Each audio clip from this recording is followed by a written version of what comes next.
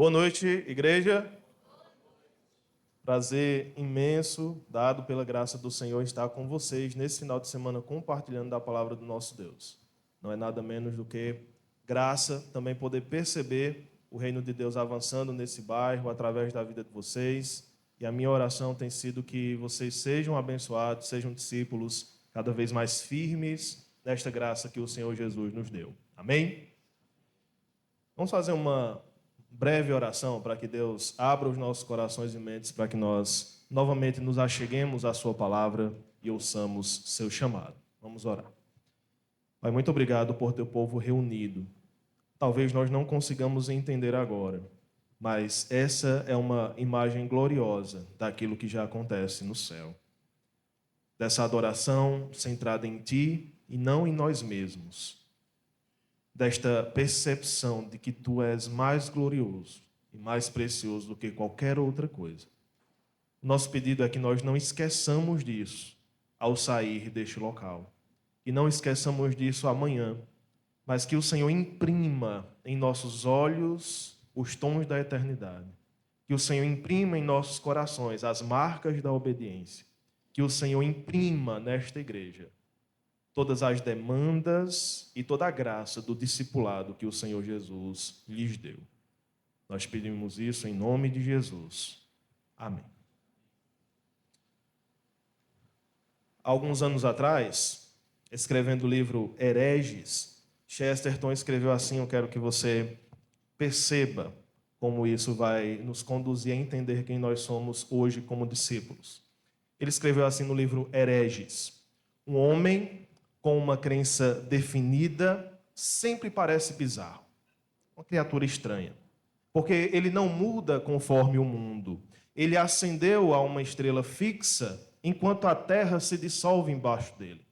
Milhões de homens de jaleco preto, ele disse, eu diria de jaleco branco, se dizem sãos e sensatos, simplesmente porque se apegam à insanidade da moda. Porque são levados à loucura após loucura pelo turbilhão do mundo. Homens e mulheres santos são pessoas estranhas, porque elas têm em si ou diante dos seus olhos algo que é fixo, que não muda, algo que inclusive contradiz os discursos que estão ao seu redor. Nós temos pensado desde ontem nesse chamado antigo, nesse chamado que foi proferido perto de praias, perto de campos, perto de vilarejos, distritos, que seriam os modernos de hoje. Lugares pequenos, com poucas pessoas, uma Galileia desprezada dentro de um mundo tão grande como já era, e ainda mais pense se fosse hoje. Esse chamado proferido pelo Filho de Deus, por Jesus Cristo, nosso Senhor, há tantos séculos atrás, continua ecoando aos nossos ouvidos. Nós continuamos ouvindo esta doce voz, mesmo depois de séculos de história, até de conflitos teológicos dentro da igreja, tantas heresias, tantas igrejas cristãs que se dizem cristãs ainda existem, tantas mudanças globais, tantas mudanças culturais, guerras que passaram, guerras que se avizinham hoje mesmo, né? Tanta coisa passou, mas aquela antiga voz, aquelas velhas verdades, continuam ecoando em nossos ouvidos. E continua sendo essencial para a igreja do Senhor Jesus. Todos, não importa o lugar onde estejam hoje, de maturidade, de história, de idade mesmo, local social, não importa. Continua essencial ouvir essa voz. Porque não lhe importa a novidade cronológica, lhe importa saber que é a voz do Criador de todas as coisas, do ancião de dias, que não tem princípio nem fim. Se ele fala, é sempre novidade. Se ele fala, é sempre autoridade. A igreja continua ouvindo esta voz que diz: segue-me, deixa tudo o que tu tens, deixa aquilo que lhe é mais precioso. Revisitar essas antigas verdades é isso que nós temos feito.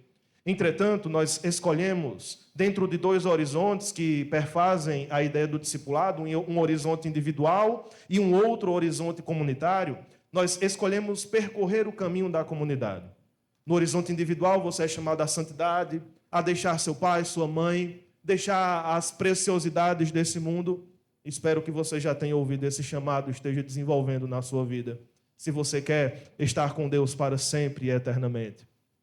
Agora, Um outro caminho, muitas vezes esquecido por nós dentro do discipulado, é o caminho da comunidade. É aquele esquecimento que nos persegue de que nós não fomos chamados como lobos solitários. Nós fomos chamados como comunidade. Outras pessoas foram chamadas também. Pessoas tão importantes para Deus quanto você. Na verdade, pessoas às quais você deveria considerá-las mais importantes do que você se considera importante. É nesta comunidade, refletida na única igreja possível, que é a igreja local. Nós não podemos ficar nessas abstrações de igreja universal. Igreja universal é um conceito teológico. O conceito que nos importa é a igreja local. Não tem como viver fora desse conceito. Isso é que é a vida. É nessa igreja local que se refletem tantas verdades e o evangelho que Deus preparou por séculos. Por isso que nós fincamos os nossos pés em Hebreus. O livro de Hebreus que está lidando com uma comunidade que começa a se dissolver, uma comunidade que começa a olhar de volta para um local de onde eles saíram, tanto um local religioso, mas também pressionados pelo sofrimento e pelo mundanismo que os cercavam. Esse solvente que começa a desagregar a comunidade, começa a fazê-los pensar que eles podem sair da comunidade, mas continuar indo para o céu nessa jornada com Cristo Jesus. O autor de Hebreus diz: não, não e não. Caso vocês abandonem a comunidade, vocês não estão andando com o Mestre. Por isso que nós iniciamos falando desse relacionamento comunitário. Peço que você abra em Hebreus capítulo 10. Esse é o nosso texto base que nos fundamenta a ideia de que nós já temos algo desenvolvido a partir do capítulo 4, capítulo 5, 6, 7, 8, 9 e 10, parte dele. Nós temos uma argumentação profunda teológica, onde o autor de Hebreus revisita o Pentateuco, em especial o livro de Levítico, o centro do Pentateuco, e ainda mais, em especial, o centro do livro de Levítico, que é o capítulo 16, voltando os olhos para o dia da expiação, o dia da purificação, para mostrar àquele povo de que eles não podiam voltar a um sistema de religião apenas pelas amenidades desse mundo, apenas para escapar ao sofrimento. Voltemos então ao judaísmo, porque lá nós não éramos perseguidos. Quando nós observamos capítulo 10, versículo 19, nós entendemos que o ponto central de dizer que Cristo é superior a todas as coisas, entender que Cristo é mais importante ou deveria ser mais importante em nossa escala de valores, nós temos um conceito central, que é aquilo que Cristo conquistou para nós. Versículo 19. Portanto, meus irmãos, tendo, e aqui há a conclamação à comunidade a entender e concordar com ele. Nós já entendemos isso. Nós temos, partindo disso, tendo ousadia para entrar no santuário pelo sangue de Jesus. Ele continua dizendo os meios pelo qual nós entramos. Por meio do seu sangue, por meio da sua carne, por meio de um sacerdote diferente do sacerdote da ordem de Levi, um sacerdote grande, perfeito para nós. Nós temos acesso a esse conceito central que a igreja esquece. Temos acesso. É esse conceito que me leva a ter comunhão com você. Se eu tenho acesso a Deus, não restam barreiras que me impeçam de ter comunhão com meu irmão. Não sobram barreiras. Se a barreira do acesso a Deus foi derribada, por que ainda tenho dificuldades em lidar com pessoas? Uma vez que vocês não são deuses, nem eu sou Deus. Nós não precisamos aqui de uma reconciliação que envolva uma justificação, porque eu não sou Deus, nem vocês são deuses. Nossos problemas são problemas mínimos. Se vocês perdoam a palavra, são besteiras diante da linha do tempo de Deus. Se o problema central foi resolvido, nossos problemas de relacionamento deveriam ser facilmente resolvidos. Isso nos conduziu a pensar que andar com o discípulo, como discípulo diante do mestre, andar junto dele, mas com o povo dele. Andar nessa comunidade. Mas também, pela manhã, nós pensamos que é andar com o mesmo espírito dele, que é o conceito da imitação. Jesus veio como servo, um Deus servo, um Deus que encarnou para servir. E este outro conceito da imitação é essencial dentro do discipulado. Olhemos para Cristo, olhemos para os principais exemplos de santidade na comunidade, imitemo-nos, façamos o serviço conforme eles fazem, claro, com a centralidade na imitação de Cristo. Isso nos leva ao último momento, onde nós pensamos que esse grupo unido, esse grupo que serve uns aos outros e serve fora, agora tem ao seu redor vários desafios. Ao seu redor existem desafios religiosos, ideológicos, filosóficos, porque esse grupo não é do mundo, mas está no mundo. Não é da lama, mas está na lama. Esse grupo ainda está dentro de suas culturas no plural mesmo. E é por isso que esse grupo que segue, que ouve a voz do Mestre, é um grupo contracultural. É um grupo que, na maioria das vezes, não segue o fluxo das ideias e das idolatrias deste mundo. E não é à toa que, nessa grande transição do capítulo 10 do livro de Hebreus, nós podemos perceber, a partir do versículo 32, um convite à memória do que eles fizeram no passado, mas chama a atenção ao versículo 36, capítulo 10, versículo 36. Vocês precisam perseverar, para que, havendo feito a vontade de Deus, alcancem a promessa. E aí vem uma citação de Abacuque, porque ainda dentro de pouco tempo, aquele que vem virá, e não irá demorar, mas o meu justo viverá pela fé. E se retroceder dele a minha alma não se agradará. O povo de Deus vive neste mundo guiado pela fé. Nós argumentamos ontem, a partir do capítulo 10, que as 3 virtudes cardeais, daquelas que Paulo fala em 1 Coríntios 12, 13, estão pertencentes aqui a esse texto. Volta lá comigo. No capítulo 10, versículo 22, nós temos a fé. Aproximemo-nos com plena certeza de fé. No versículo 23, nós temos a esperança, a segunda virtude.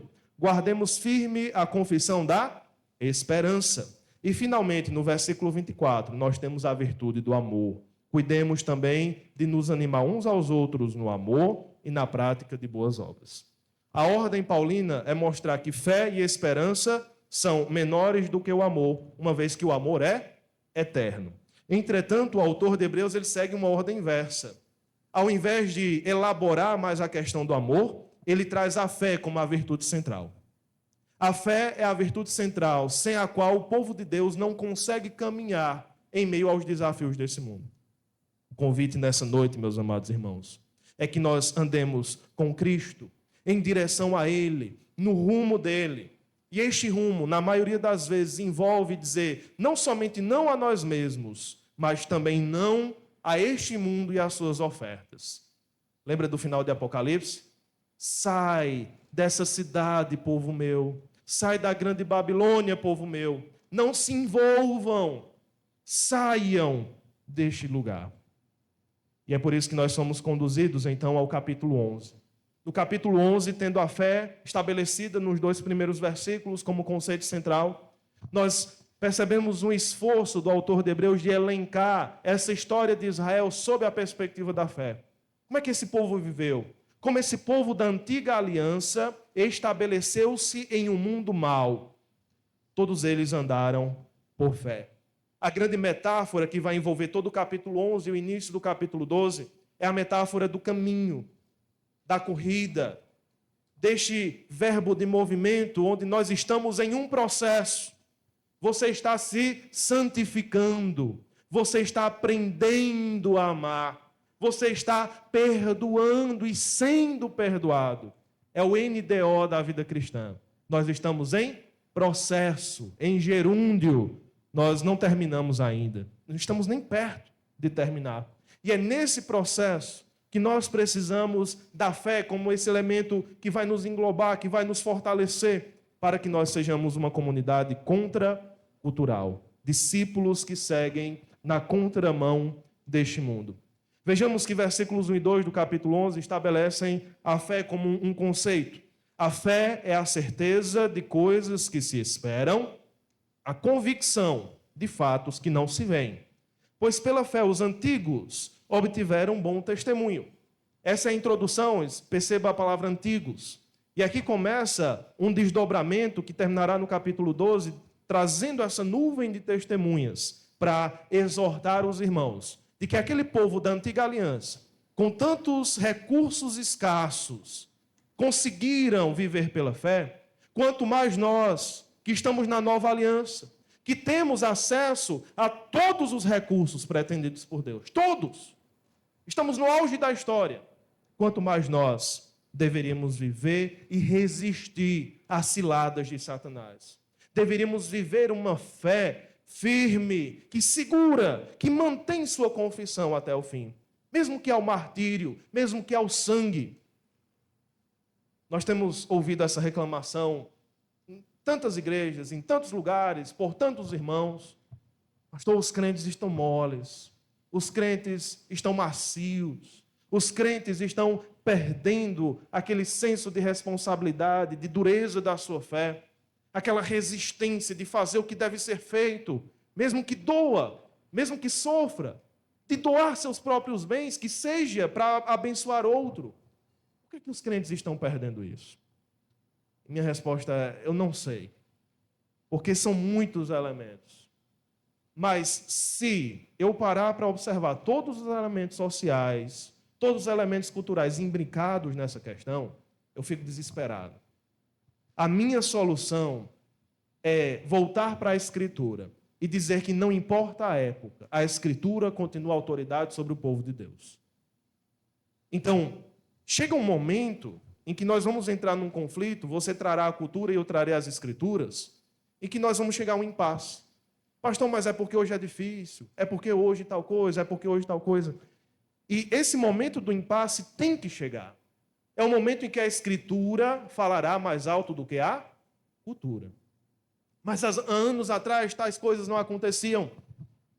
Mas a Escritura não muda. Podem mudar os métodos, as aplicações em si, mas a interpretação da Escritura não muda. A argumentação é simples. O autor de Hebreus está dizendo, existia algo no passado, existe algo hoje. No passado havia sombra, hoje há realidade. No passado havia promessa, hoje existe cumprimento. No passado existia arquétipo das coisas, hoje existe resolução das coisas. No passado, eles tinham pouco e fizeram muito. Hoje vocês têm muito e fazem pouco. E não faz sentido. Uma vez que na progressão da graça de Deus dada a nós, também deveríamos observar uma progressão nas boas obras e no agir do povo de Deus. Parece que quanto nós mais temos, menos nós fazemos. Nós nos acomodamos com essa graça. E essa graça não deveria ser assunto de comodismo, nunca e em momento nenhum. A partir do versículo 3, então, nós vamos passar por essas fases, percebendo que essas fases se organizam em torno de temas, sendo que a fé é esta virtude que nos guiará. Você precisa orar por mais fé, você precisa vivenciar mais a sua fé, de maneira prática mesmo. Perceba que essas fases na história da criação até a entrada dos patriarcas, depois os patriarcas, depois o momento da criação do povo de Israel com a saída do Egito, Moisés, e então o estabelecimento em Canaã. Então, todo esse resumo e seus personagens elencados aqui, eles estão organizados em torno de temas, pensando na fé como esta virtude que nos guiará contra o mundo. Vejamos então a partir do versículo 3. Criação e era pré-patriarcal. Pela fé, entendemos que o universo foi formado pela palavra de Deus, de maneira que o visível veio a existir das coisas que não são visíveis. Pela fé, Abel ofereceu a Deus um sacrifício mais excelente do que Caim, pelo qual obteve testemunho de ser justo, tendo a aprovação de Deus quanto às suas ofertas. Por meio da fé, mesmo depois de morto, ainda fala. Pela fé, Enoque foi levado a fim de não passar pela morte. Não foi achado porque Deus o havia levado, pois antes de ser levado, obteve testemunho de que havia agradado a Deus. De fato, sem fé, é impossível agradar a Deus, porque é necessário que aquele que se aproxima de Deus creia que Ele existe e que recompensa os que o buscam. Pela fé, Noé é divinamente instruído a respeito de acontecimentos que ainda não se viam, e sendo temente a Deus, construiu uma arca para a salvação de sua família. Assim ele condenou o mundo e se tornou o herdeiro da justiça que vem da fé. A fé, então, estabelecida aqui sobre esta primeira fatia da história, e quase que toda em Gênesis, no estabelecimento da criação e desses primeiros personagens que andaram com Deus, nós percebemos que a fé é descrita em termos muito simples. Nós partimos de um pressuposto que o mundo não parte. Aqueles que estão na comunidade, que ouviram o chamado de Jesus, eles devem, no mínimo, concordar em uma coisa: eles creem em Deus. Parece tão autoevidente isso, né? Parece tão óbvio, mas eu quero que você perceba que é esse o primeiro movimento do autor de Hebreus. Dizer que para fazer parte desta comunidade você precisa crer em Deus.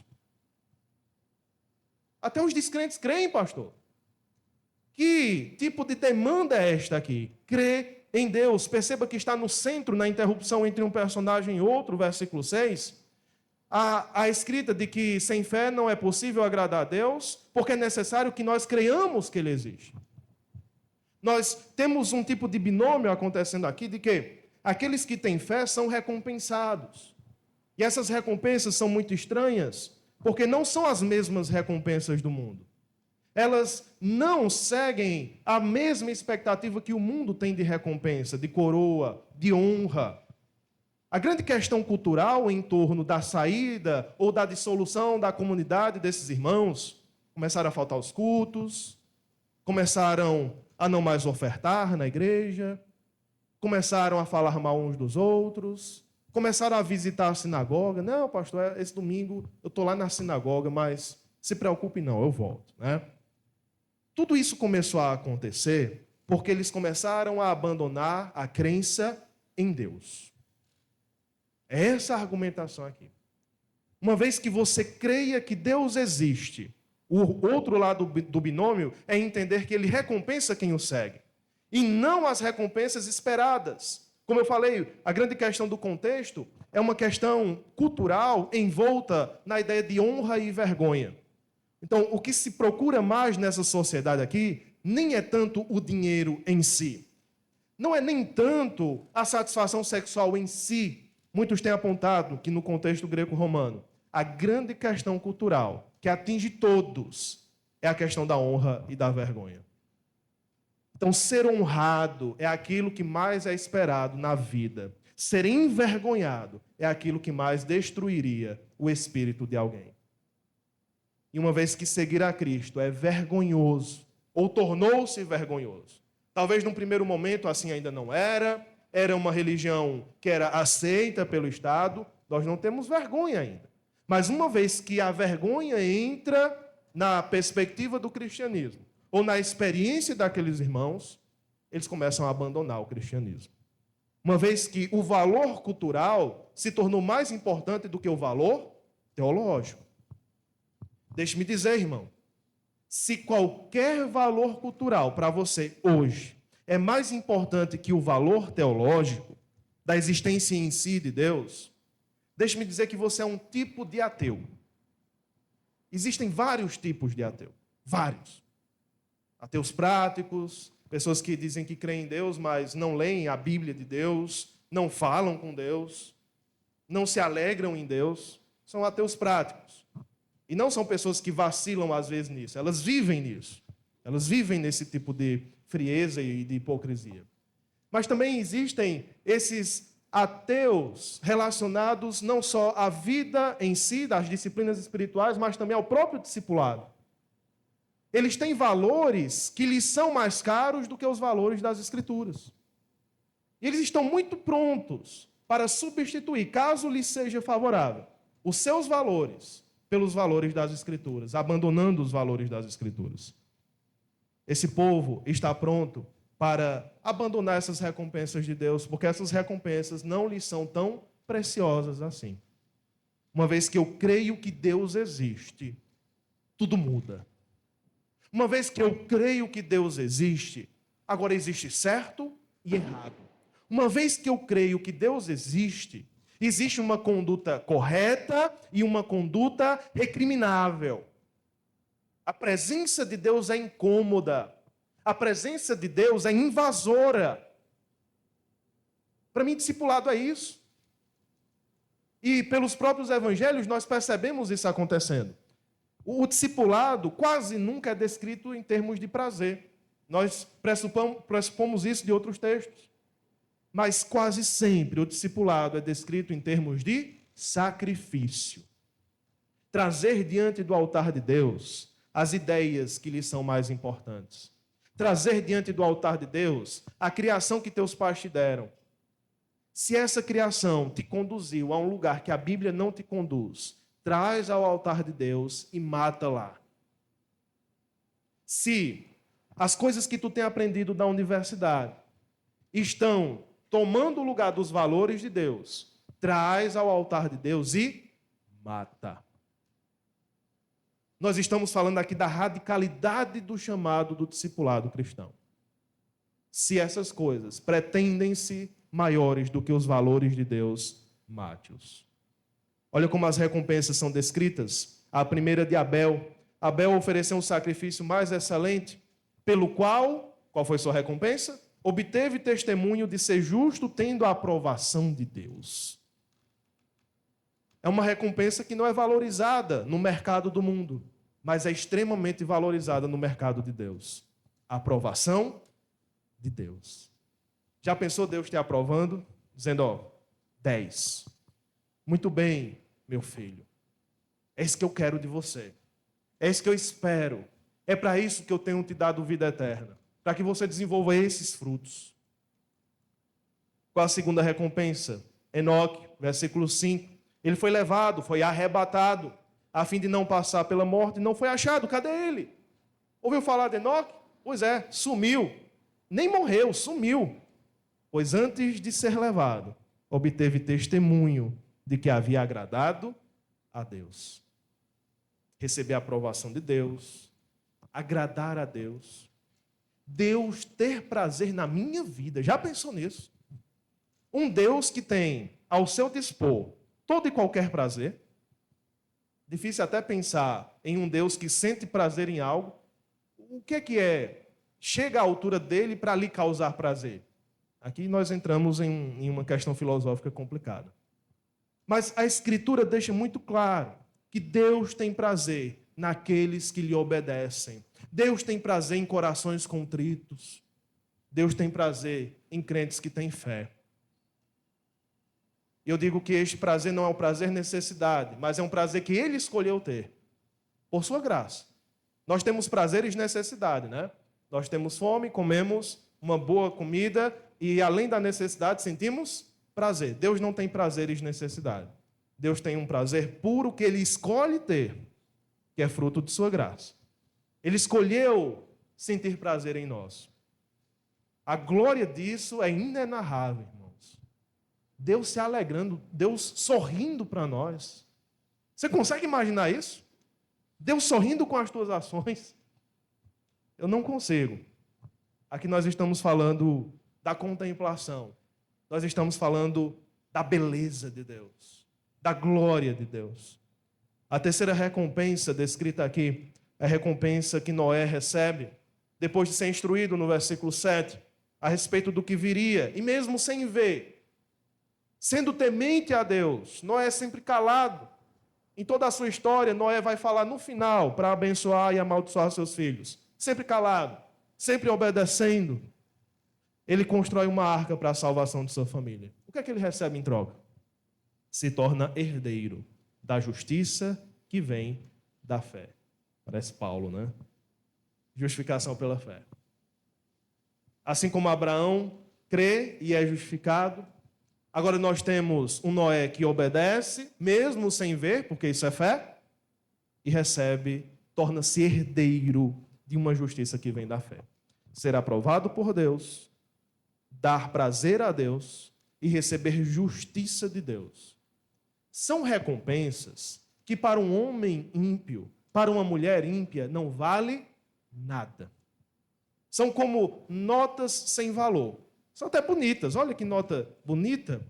Não é uma nota venezuelana, muito bonita, colocar na carteira e tal. Vale alguma coisa? Vale quase nada. Não tem valor monetário. Para as pessoas ímpias. Para o povo de Deus que crê que Deus existe, cuja presença é inescapável, esse povo coloca as recompensas do mundo de um lado e coloca as recompensas de Deus do outro lado. E eles dizem, as recompensas de Deus são de maneira grandiosa, são de maneira inexplicável, muito melhores do que as recompensas do mundo. Muito melhores. É brincadeira. Não tem nem como comparar. Crer em Deus é o caminho para viver de maneira contracultural. Creia em Deus. Eu só peço isso. Viva essa crença que você diz ter. Viva esse cristianismo que você coloca na bio do seu Instagram. Creia. Mas creia de verdade. Creia que Ele existe, que Ele recompensa, mas também que Ele castiga, que Ele é um fogo vingador. E assim nós seguimos para a era dos patriarcas, percebendo que a fé que nos conduz na contramão do mundo também significa confiar nas promessas de Deus. Aqui eu desconfio que o contexto da esperança, ou o conceito da esperança é misturado com o conceito da fé. Elas não são tão facilmente divididas assim. Os patriarcas são descritos sobre o grande tema da peregrinação, de homens e mulheres que não conseguem ainda apalpar as promessas de Deus, mas creem. Não conseguem pisar os pés no solo prometido, mas caminham para lá. E assim nós lemos a partir do versículo 8.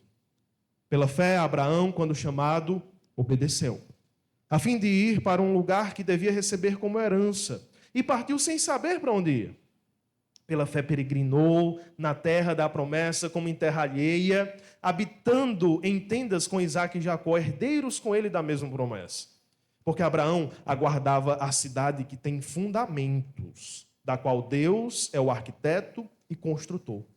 Pela fé também a própria Sara, apesar de não poder ter filhos e já idosa, recebeu poder para ser mãe, pois considerou fiel aquele que lhe havia feito a promessa. Por isso também de um só homem, praticamente morto, saiu uma posteridade tão numerosa como as estrelas do céu e inumerável como a areia que está na praia do mar. Todos estes, preste atenção, morreram na fé. Não obtiveram as promessas, mas viram-nas de longe e se alegraram com elas, confessando que eram estrangeiros e peregrinos na terra. Porque os que falam deste modo manifestam estar procurando uma pátria. E se, na verdade, se lembrassem daquela de onde saíram, teriam oportunidade de voltar. Mas agora desejam uma pátria superior, isto é, celestial. Por isso Deus não se envergonha deles, de ser chamado o seu Deus, porque lhes preparou uma cidade. O texto continua na segunda fase da vida de Abraão, estabelecendo o pós-promessa, o recebimento do próprio Isaque, a entrega de Isaque, a grande prova de fé, depois os próximos patriarcas na linha do tempo de Israel. Mas eu quero chamar a tua atenção de que esta confiança nas promessas ainda invisíveis de Deus é a própria descrição de fé. Confiar que Deus cumprirá aquilo que Ele tem prometido. Confiar que Deus suprirá toda e qualquer necessidade dos santos. Muitos têm abandonado o caminho do cristianismo porque não creem na provisão de Deus. Porque não creem que Deus, o mais, Ele dará. O mais, Ele não dará para alguns. O mais, eu conquistarei. Não Ele, mas eu. Temos esquecido de que aquele que é o Senhor de todas as coisas é o que supre as nossas vidas. Esse povo recebe um chamado para sair da sua casa, da sua terra, da sua parentela. Essa é a descrição de Gênesis capítulo 12. É uma saída tríplice. Você sai de laços familiares, você sai de um patronato, ou seja, da proteção do pai da família, do líder da família, é uma proteção bélica, é uma proteção financeira, é uma proteção em vários níveis, inclusive social, em Ur. E nós temos uma terceira questão. Ele sai da sua terra, a terra em que ele cresceu, a terra na qual as suas raízes estavam fincadas. É esse abandono tríplice que o autor de Hebreus usa como metáfora para nós. Assim como Cristo te chamou a abandonar todas as coisas, Abrão, na época, também foi chamado a abandonar todas as coisas que lhe eram caras. que eram a base da sua vida. Tire um homem do campo, do seu campo. Tire para você ver. Eu já vi homens do campo que foram tirados do seu campo. Eles morreram por dentro. Homens que tinham a sua roça, tinham a sua vida, tinham a sua regularidade. Os filhos forçaram, vamos para Fortaleza, cuidar de painho. Chegou lá, morreu. Não morreu por fora, morreu por dentro. Tire um homem da sua terra para você ver. Por que um homem sai da sua terra? Num contexto em que terra é tudo. Por que um homem sai de sua família num contexto em que família é tudo?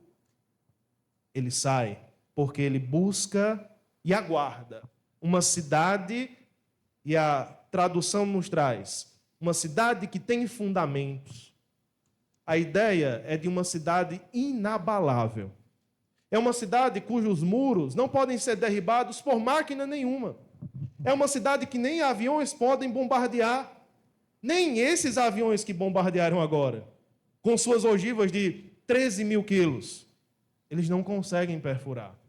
Porque é uma cidade que é protegida pelo próprio Deus. É uma cidade que não somente é protegida pelo próprio Deus, mas ela não é construída com tijolos humanos. Deus é o seu arquiteto, é quem a planeja, e pode trazer a ideia de pedreiro também, de quem faz e executa, na palavra construtor.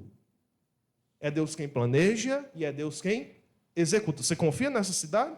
É uma cidade digna de nossa confiança, digna de depositarmos a nossa segurança nela. Se assim o é, esta cidade está mais à frente. Nós vamos caminhar para ela. Nós continuamos caminhando para ela. E assim eles aguardavam. Moravam em tendas, andavam, empoeiravam as suas coisas, empoeiravam seus pés, sofriam, passavam por provas de sua fé, de canto em canto, de lugar em lugar. No Egito mesmo, logo no início, passam por conflitos entre pastores, passam por guerras, precisa resgatar o seu primo com 318 homens. Tantas coisas que poderiam ser evitadas se ele tivesse se estabelecido em um lugar e vivido a sua vida normal. Mas ele vai.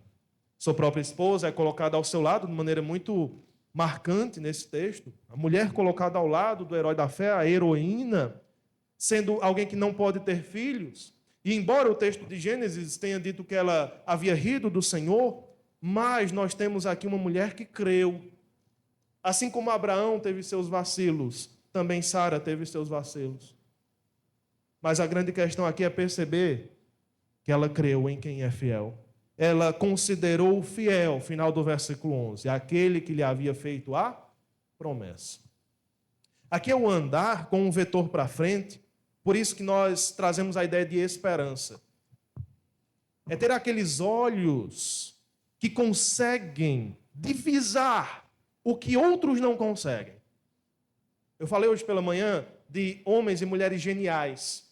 Homens e mulheres geniais são pessoas que conseguem perceber o que tem que fazer e elas fazem sem nada estar ao seu favor. Elas fazem. Elas são como máquinas. Conseguem, tiram do barro ouro. São pessoas que eu invejo. Mesmo que você não seja um gênio, mas você pode ser alguém esperançoso. Como dizia Lawrence, homens perigosos e mulheres perigosas não são pessoas que sonham à noite. São pessoas que sonham de olhos abertos ao meio-dia. Pessoas que sonham ao meio-dia são pessoas extremamente perigosas. Parecido com esse homem que Chesterton apresentou. Pessoas de ideias fixas. Pessoas que só têm uma vontade e uma única vontade. Qual a vontade da tua vida? Qual a tua esperança? Um dos catecismos da igreja cristã diz: a minha única esperança é morrer e estar com Cristo. Essa é a esperança que eu tenho para a minha vida. E poderíamos acrescentar: se não morrer e estar com Cristo, mas ser recebido por Ele quando Ele arrebatar o seu povo antes da grande tribulação. Essa é a esperança que me move. Enquanto não, eu sirvo. Enquanto não, eu ando com esse povo que às vezes é chato. Mas eu sei que eu sou chato também, eu sou pior. Então a gente vai ter que achar uma maneira de conviver aqui. Nós vamos ter que achar uma maneira de servir uns aos outros. Meu irmão, me parece que sempre nós estamos aqui, mas quando vamos para cá nós falhamos. A gente entende tudo isso aqui. Mas quando está na hora da prova de que se entendeu, que primeiro você crê em Deus, segundo que você crê nas suas promessas, a falha está aqui, nessa divisão que nós fazemos entre nosso cérebro e nosso coração e nossas mãos. Olha, não faz sentido, não faz o menor sentido você crer em Deus e não amar o povo de Deus. Não faz o menor sentido você crer em um Deus que é glorioso e não falar dessa glória para as pessoas que ainda não o conhecem. É um paradoxo. É inexplicável. E até quando nós vamos ficar nesse lugar? Até quando nós vamos ficar nesse conflito de ser e não ser? De crer e não fazer? Quem tem esperança, anda com Deus. Quem tem esperança, sai e vai embora. E segue o Mestre onde for. Quais sejam as agruras, quais sejam as dificuldades do caminho, mas no dia que eu disse que cria nele, eu assinei a minha sentença. Eu vou. E ainda mais, nós somos gratos, porque nós sabemos o que ele vai fazer. Não somente agora é ir por uma fé daquilo que ainda nós não sabemos. Hoje, na nova aliança, nós sabemos quase tudo. Por isso que Jesus diz nos discursos de despedida, olha, eu não chamo mais vocês de servos, eu chamo vocês de amigos. Eu chamo vocês de amigos, sabe por quê? Porque os servos não sabem o que o Senhor vai fazer. Mas amigos sabem. Amigos têm noção dos planos e projetos. Tem um povo falando besteira na internet agora, né? Um povo de alta ajuda. E tem aquele velho conceito, ou conselho, não conte para as pessoas seu próximo passo. É um misticismo, né? Se você for fazer um vestibular amanhã, não conte a ninguém. Eu digo, não conte, porque se você fracassar, a vergonha é menor, né? Mas não é isso, é como se fosse um misticismo. Se eu conto para as pessoas vão ter inveja e vão diminuir a minha vibração positiva e aí não vai dar certo. Aí eu faço lá escondido. Olha, irmãos, não existe esse tipo de mistério com Deus. O mistério de Deus foi revelado. O mistério de Deus é que Deus encarnaria, o Filho de Deus encarnaria. Esse é um mistério revelado, segundo Paulo, e morreria numa cruz e ressuscitaria. E o segundo mistério, segundo Efésios capítulo 3, é a igreja. A igreja é um mistério. Você não precisa fazer um ritual para descobrir a coisa. Nós somos amigos, e amigos contam as coisas uns para os outros. Se nós sabemos tanto das promessas que Deus está dando ao seu povo, se nós temos um guia do fim dos tempos, um guia escatológico, que não tem tudo o que a gente quer, mas tem tudo o que a gente precisa, nós estamos muito munidos para viver contra esse mundo. O povo de Deus sabe tanto, mas é tão ingênuo quando se trata do mundo. Sabe tantas coisas, anda na escola bíblica dominical e deve andar, e se não anda, crie vergonha e comece a andar. Você não sabe de tudo, mas nós começamos a aprender tantas coisas e parece que nós não crescemos, não amadurecemos. Não é à toa que no capítulo 5, o autor de Hebreus diz, olha, eu deveria falar algumas coisas com vocês, mas vocês não estão prontos ainda.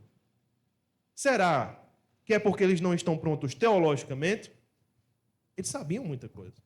Eles não estão prontos porque um povo que falta nos cultos não é um povo digno de saber escatologia. Não é um povo digno de aprender as questões mais complexas da teologia. Meu irmão, você está falhando no básico. Você não está fazendo o mínimo. Outras coisas são mais importantes para você. O que é que você quer saber? Eu tenho essa regra pessoal. Se o cabo me vem perguntar teologia, e ele não anda na igreja dele, ele não serve na igreja dele, eu digo, olha, eu não sei, cara. Pesquisa aí no chat GPT. Esse aí eu não estudei, ó. Para que a gente vai estar discutindo esse tipo de coisa com uma pessoa que não serve para nada? Para que essa teologia? Para que esse conhecimento? É uma decisão que eu não vou voltar atrás, viu? Só avisando. Terceiro, uma vez que nós estamos como peregrinos, conforme o versículo 13, estrangeiros nesse mundo, em busca de uma pátria, que não olham para trás, mas estão em torno de algo superior, a palavra do versículo 16, superior, é essencial, uma vez que Cristo é superior a Moisés, Cristo é superior à lei, agora ele está dizendo que a pátria para a qual nós vamos é superior às nossas pátrias comuns e terrestres. Antes de chegar ao último ponto, eu quero destacar só esse finalzinho. Assim como me emociona a ideia de Deus sentir prazer em mim, também me emociona o final do versículo 16. Deus não se envergonha deles. Deus não se envergonha deles. O autor de Hebreus está reelaborando aquilo que Jesus falou sobre o discipulado, de que caso você tenha vergonha de Deus e do seu Cristo diante dos homens, Deus se envergonhará de você nos céus. Caso você não tenha vergonha de Deus e do seu Cristo diante dos homens, Deus não se envergonhará de você. O que é que Paulo fala em Romanos capítulo 1? Pois eu não me envergonho do Evangelho. Sabe por que é que eu não me envergonho? Porque ele é o poder de Deus para a salvação. Esse poder dinâmico que me pegou, que mudou a minha vida, como eu me envergonharia disso? Como eu me envergonharia de alguém chegar para mim e dizer: ei, tu é um rato de igreja, né? Tu não tem mais o que fazer, não. Vive na igreja, vive servindo desse povo, tu paga para trabalhar, mas tu é besta, podendo estar estudando, podendo estar fazendo outra coisa. Eu não me envergonho. Nunca me envergonhei. Nunca, em momento nenhum, eu percebi, e creio que todos vocês, que não valia a pena. Sempre valeu a pena. Sempre valeu a pena. Não pelo reconhecimento de ninguém, mas porque Deus não se envergonha de mim. Se Ele não se envergonha de mim, eu não me envergonho dele. Deus não se envergonha de ser chamado teu Deus. Olha, é o Deus de fulano. Deus diz: sou mesmo, sou o Deus dele. Porque Deus lhes preparou uma cidade. Na minha casa, na casa do Pai, há muitas moradas. Crer em Deus, crer que Deus existe, confiar nessas promessas que virão, para seguir com fé, contraculturalmente, nós precisamos, por último, aprender a sofrer com Cristo e com o seu povo. Esse é o tópico mais difícil, uma vez que é o pico da argumentação. Você crê em Deus, você crê que Deus fez promessas, elas são importantes para você? Pois vamos sofrer juntos, porque esse é o nosso chamado. Isso é descrito na história sobre Moisés, e eu quero te chamar a essa leitura do versículo 23, até a entrada em Canaã e todo o estabelecimento final do texto. Versículo 23. Pela fé, Moisés, depois de nascer, foi escondido por seus pais durante 3 meses, porque viram que era um menino bonito e não temeram o decreto do rei. Pela fé, Moisés, sendo homem feito, recusou ser chamado filho da filha de Faraó, preferindo ser maltratado junto com o povo de Deus, a usufruir prazeres transitórios do pecado. Ele entendeu que ser desprezado por causa de Cristo era uma riqueza maior do que os tesouros do Egito, porque contemplava a recompensa. Pela fé, Moisés abandonou o Egito, não ficando amedrontado com a ira do rei, pois permaneceu firme, como quem vê aquele que é invisível, e pela fé celebrou a Páscoa e o derramamento do sangue, para que o exterminador não tocasse nos primogênitos dos israelitas. Pela fé, os israelitas atravessaram o Mar Vermelho como por terra seca. Quando os egípcios tentaram fazer o mesmo, foram engolidos pelo mar. Pela fé, ruíram as muralhas de Jericó, depois de rodeadas por 7 dias. Pela fé, Raabe, a prostituta, não foi destruída com os desobedientes, porque acolheu os espias com paz. E o que mais direi? Certamente me faltará o tempo necessário para falar de Gideão, de Baraque, de Sansão, de Jefté, de Davi, de Samuel, dos profetas, os quais, por meio da fé, conquistaram reinos, praticaram a justiça, obtiveram promessas, fecharam a boca de leões, extinguiram a violência do fogo, escaparam de ser mortos à espada, da fraqueza tiraram força, fizeram-se poderosos na guerra, puseram em fuga exércitos estrangeiros. Mulheres receberam pela ressurreição os seus mortos. Alguns foram torturados, não aceitando seu resgate para obterem superior ressurreição. Outros, por sua vez, passaram pela prova de zombarias e açoites. Sim, até de algemas e prisões. Foram apedrejados, cerrados ao meio, mortos ao fio da espada, andaram como peregrinos, vestidos de peles de ovelhas e de cabras, passaram por necessidades, foram afligidos e maltratados. O mundo não era digno deles. Andaram errantes pelos desertos, pelos montes, pelas covas, pelos antros da terra. Todos estes, mesmo tendo obtido bom testemunho por meio da fé, não obtiveram a concretização da promessa. Porque Deus tinha previsto algo melhor para nós, para que eles, sem nós, não fossem aperfeiçoados. E sequência, né? Que pregador. Este homem que, inspirado por Deus, consegue resumir toda essa história, destacando como este povo sobreviveu em meio a um mundo mau. Como é que a nação de Israel não foi destruída, se não por sua idolatria? Aquilo que destrói o povo de Deus não é seus inimigos externos. Não é aquilo que está fora. A destruição do povo de Deus se deu por nada menos do que a sua própria idolatria. Não são os inimigos poderosos, não são os desafios, não são as muralhas de Jericó. Não é nada disso que destrói o povo de Deus, porque esse povo tem um Deus forte ao seu lado. O que é que destrói o povo de Deus, afinal? É quando ele abandona a fé em Deus. Quando ele começa a descrer de suas promessas. Quando ele decide não mais sofrer com Deus e com o seu povo. Se nós estivermos de um lado com Deus, sem sofrimento, e do outro lado nós tivermos o mundo sem sofrimento, é muito fácil escolher esse lado por enquanto. A grande questão é que agora o cenário mudou. Nós temos Deus mais sofrimento. E do outro lado, o mundo sem sofrimento. Qual a escolha óbvia? Para um homem e para uma mulher ímpia. A escolha óbvia é ir para o local onde não há sofrimento. Moisés é o grande exemplo de alguém que prefere andar com Deus, e não só com Deus. Olha o versículo 25.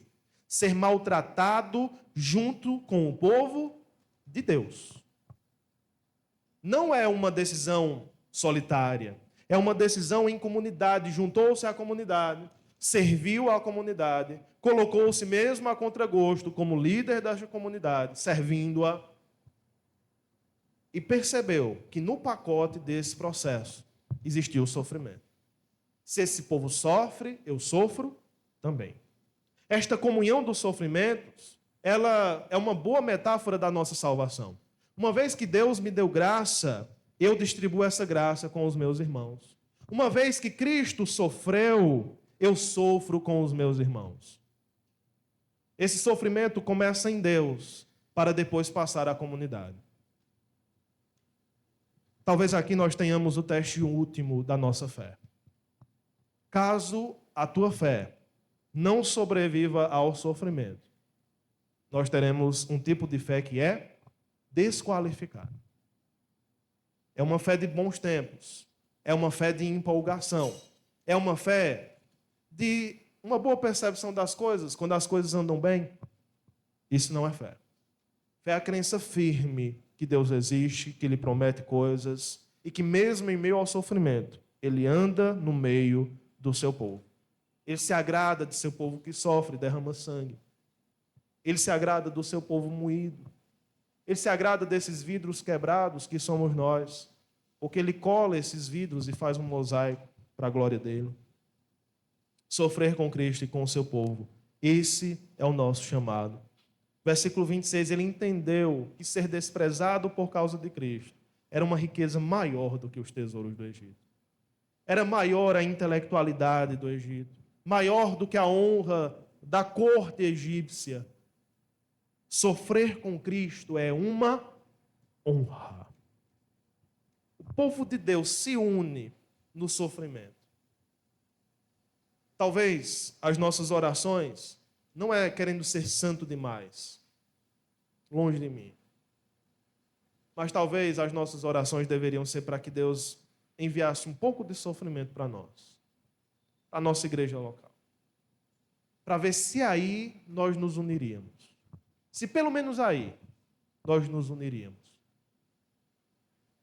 Tivemos uma irmã que desenvolveu um câncer no estômago, do estômago para o fígado, do fígado para os ossos. Ela começou a definhar de 60 para 50, para 40, para 35 quilos. E nós ficamos meio desesperados. Porque é aquela irmã da oração e do evangelismo. Vocês conhecem. São esses gênios da comunidade. Pessoas que nos inspiram, né? E o modo como ela lidou com o sofrimento ensinou toda a nossa comunidade. Um modo de lidar conforme os amigos de Daniel. Se Deus quiser me levar, eu estou pronta. Se não, eu estou aqui à disposição. O que Deus quiser, a gente vai fazer. Em meio às quimioterapias, às dificuldades. Mas nós não nos conformamos com a partida dela. Nós começamos a orar. Orar muito. A fazer um jejum semanal. O povo estava desacostumado a jejuar. Mas voltou. E Deus escolheu trabalhar por meio disso. Não é que isso causou, mas Deus escolheu por meio disso trabalhar. E até que nós obtivemos vitória e remissão de um câncer que já estava espalhado. Uma remissão completa. E para mim, dentre as várias coisas, nem tudo é uma lição. Nem tudo é uma lição. É para o benefício dela, o centro é o benefício dela, o bem-estar, a glória que ela dá a Deus. Mas a igreja também obteve uma grande lição. A igreja precisa se unir em oração, em disciplina, em sofrimento, como o jejum prefigura, um sofrimento, uma entrega completa. O sofrimento nos lembra disso. Que nesses dias de sofrimento essa igreja seja encontrada unida, fiel, firme. Que não precisamos desses dias para então acordar, mas estejamos despertos quando o dia chegar. Porque o dia está próximo. Porque o dia está próximo. Sofrer em Cristo e com o seu povo. Deus estabeleceu isso na sua história.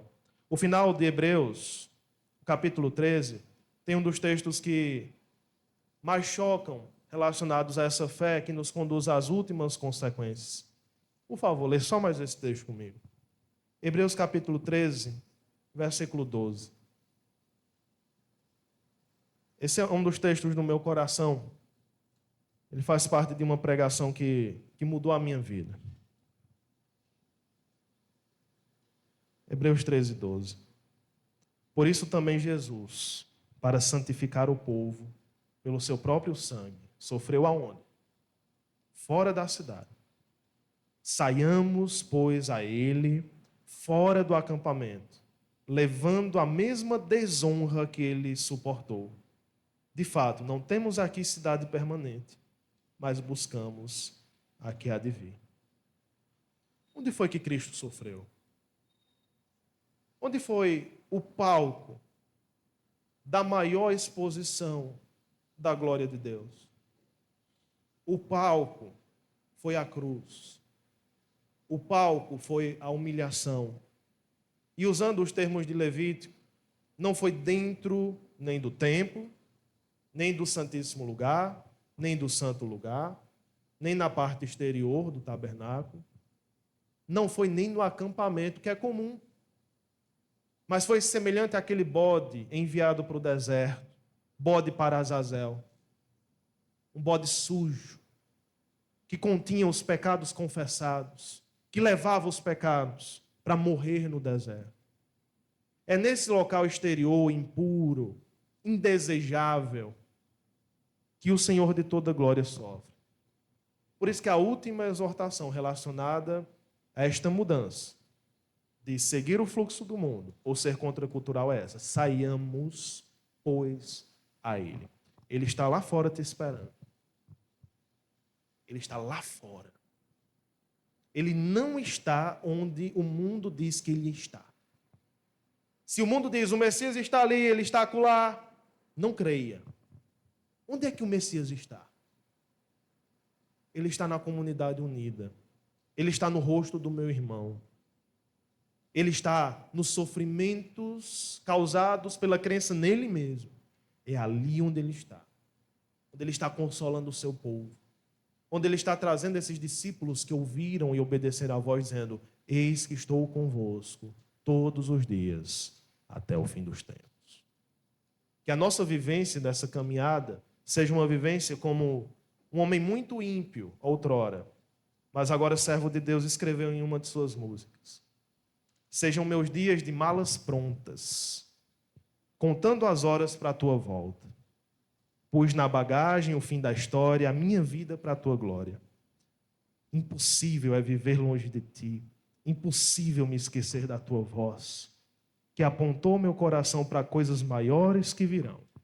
Tudo é possível ao que crê. Você crê? Amém. Vamos orar. Ó Deus, em nome do teu Filho,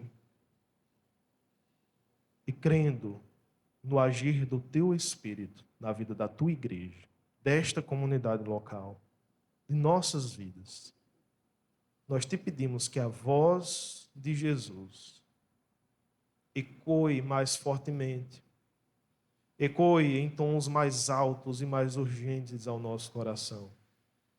Que nós te sigamos, que nós deixemos a nossa cultura, o modo como nós sempre fizemos as coisas, o modo como o mundo tem ensinado, as suas impurezas, as suas idolatrias, o seu ganho, que deixemos tudo para trás para ouvir a tua opinião sobre as coisas, para ouvir o teu chamado para as nossas vidas.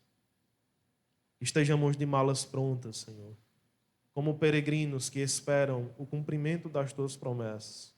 Que estejamos com olhos fitos em ti, como pessoas que creem que o Senhor existe e não duvidam, e não têm uma fé dobre, mas creem, mesmo que isso lhes custe o próprio conforto ou a própria vida.